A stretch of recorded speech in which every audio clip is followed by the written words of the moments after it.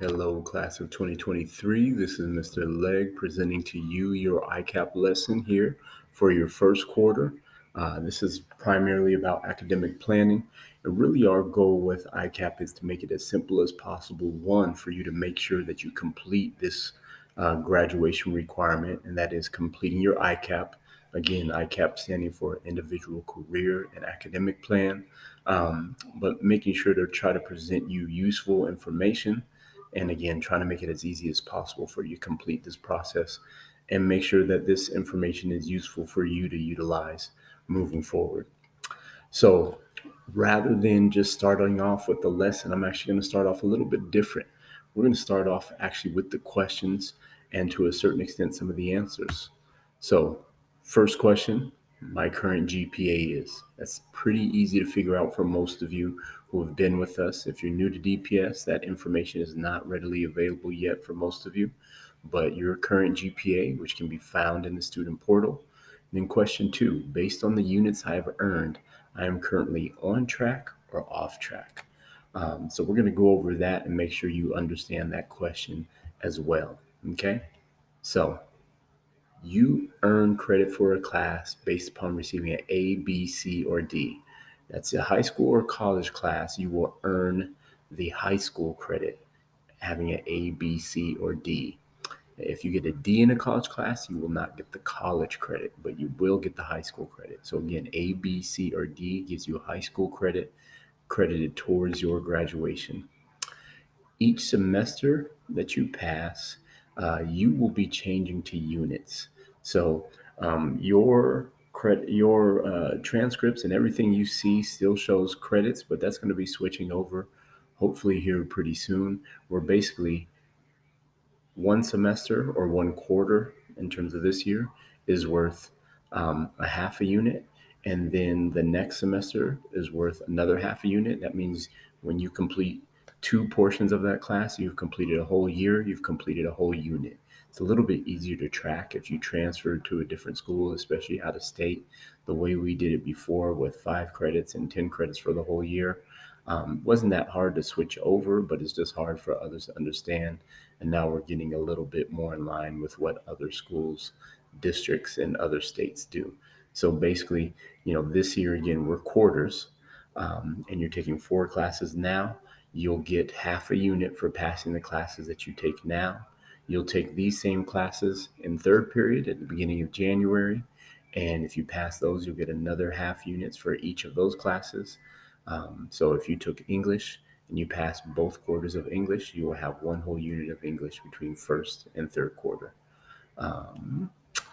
Some classes are worth less than half a unit, but right now we're not offering those classes as primarily student assistant classes. If you get an F, you do not earn any units and you may have to repeat the course. To be considered on track to graduate, so sophomores, you should have passed your English last year. You should have passed your math last year. Should have passed your science. Should have passed your social studies.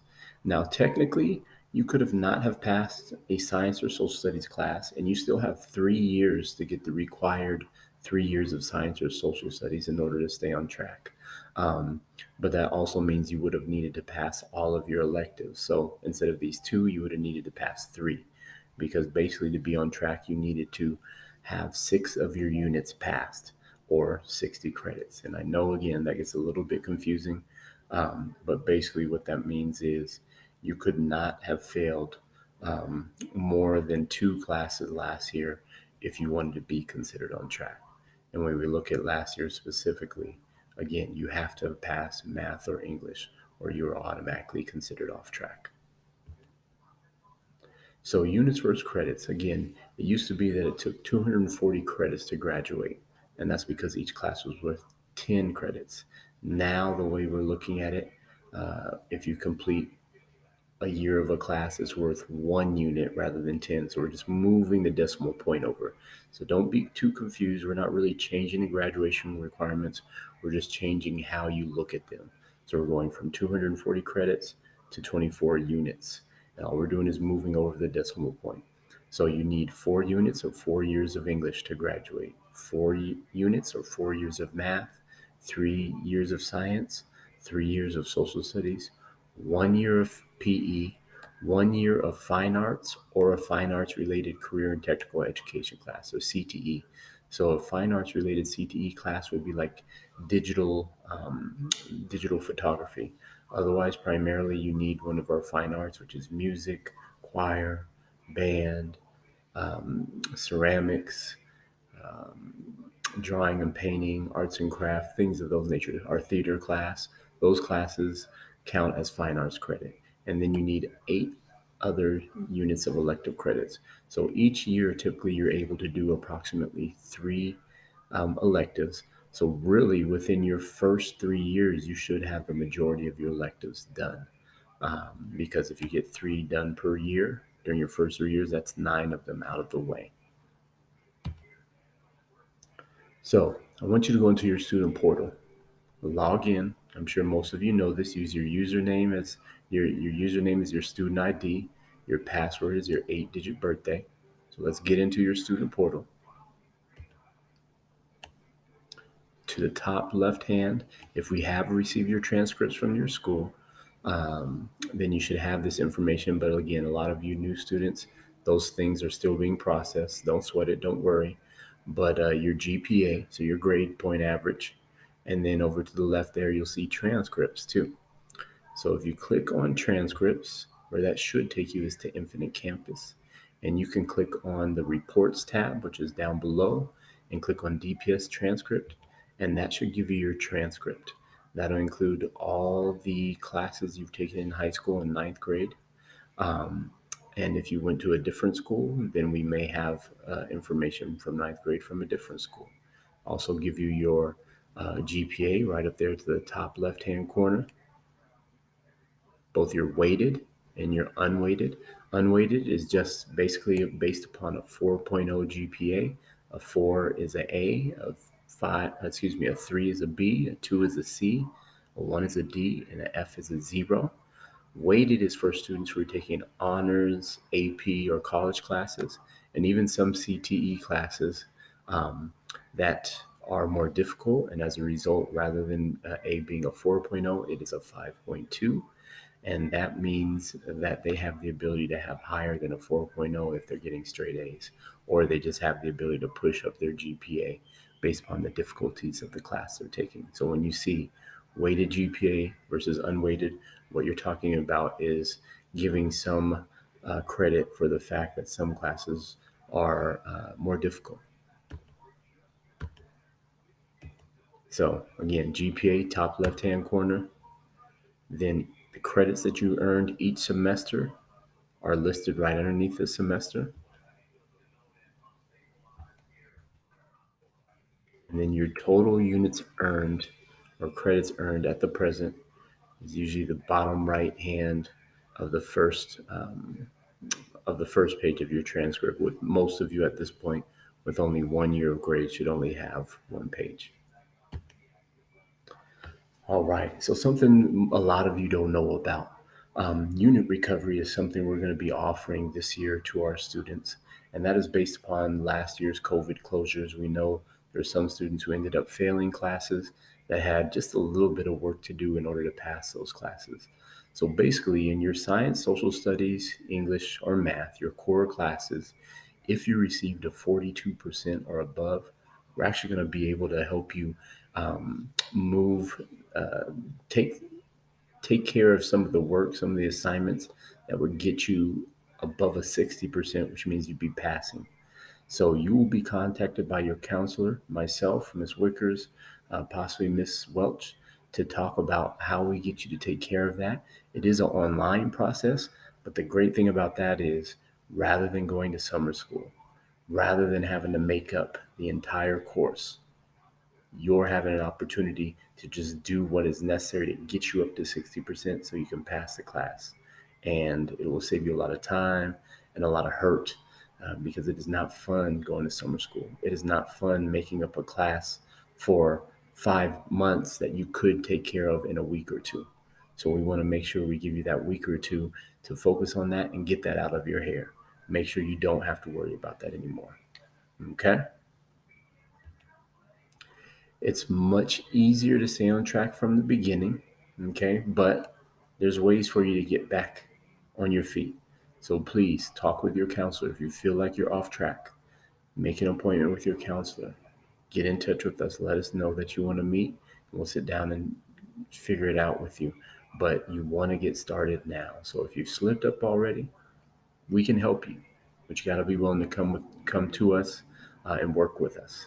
So if you're significantly off track, meaning typically if you're more than 3 units off track, your counselor will be working with you and trying to help determine what changes and supports are necessary to help you improve.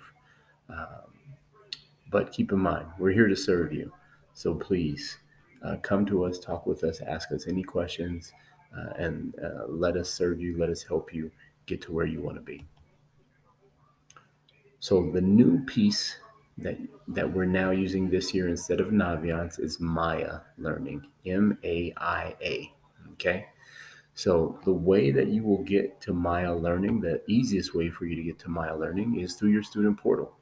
If you click on See All Apps, you should find Maya Learning right there. And again, I know a lot of times you're only pulling this stuff up when we do ICAP, but so many of you at this grade and even our seniors are like, I don't know what I want to do. I have no idea. I have no idea where I would study it. I have no idea what the job is really like. I just think I'd like it. Um, but you really don't have much other information. That's what this website, that's what this app is for you to be able to find that information. Okay. So again, you're going to go to Student Portal, you're going to go to See All Apps, and then you're going to go to Maya Learning. Okay. And what we need you to do, see if you take a look at the dashboard, top left, you're going to go to Activities and Tasks, and then there's a survey. And that survey is your graduation plan. Okay. And in that graduation plan, it's going to ask you questions, 15 questions. And we want you to complete that. If you don't know all the questions, answers to the questions, then that just means we need to help you out a little bit more to help you determine what your graduation plan will be. But 15 questions, we're going to have you go ahead and get started on that once we show you this other piece as well. And that is my ICAP plan. This is pretty simple because remember, we only had those 2 questions to answer. So you go into your student portal, you click on my ICAP plan. You're going to complete the questions for the 10th grade. You can also go into your historical plans and complete your questions from 9th grade that you didn't finish. If you do not know the answers to your 9th grade questions, don't worry. We're going to be able to come back and help you. Okay? But complete your first quarter 10th grade questions and then make sure you save your results. I'm going to go back real quickly. If you recall, we went over those questions, what those questions should be. My current GPA is, which can be found on the first page of the student portal, and based on the units I have earned, I am currently on track or off track. And again, on your transcript, you will see if you have 60 credits, which will convert to 6 units, but let's just go with 60 credits for now, you are on track. If you do not have 60 credits, you are off track. Or if you failed your math or English credits, you are off track. So that's how you answer questions 1 and 2 on your ICAP questions. So again, we're going to have you go into Student Portal. You can go to your My ICAP, finish those 2 answers, save your answers. Then you can go to Maya Learning, complete the 15 questions in the four-year graduation plan. And the final thing, 169 of you have completed the 10th grade survey. That's at bit.ly/2023 capital S survey 2. So bit.ly 2023 capital S, it spells survey number 2. Okay, the way your grade for SEL is calculated is 30% of that is your ICAP.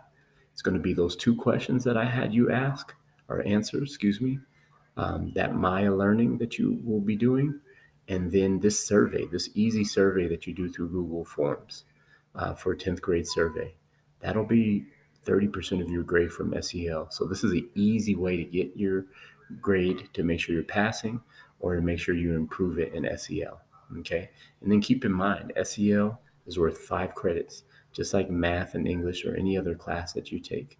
And you're going to be taking 4 SEL classes. So one each quarter. You're going to have it each and every quarter, which means you can get 20 credits, which will convert to 2 units, but 20 credits. That can help get you back on track because usually you don't have this opportunity to have SEL. So that can help you get on back on track if you failed some electives. And also, if you do well in the class, you can increase your GPA just by taking care of business in SEL.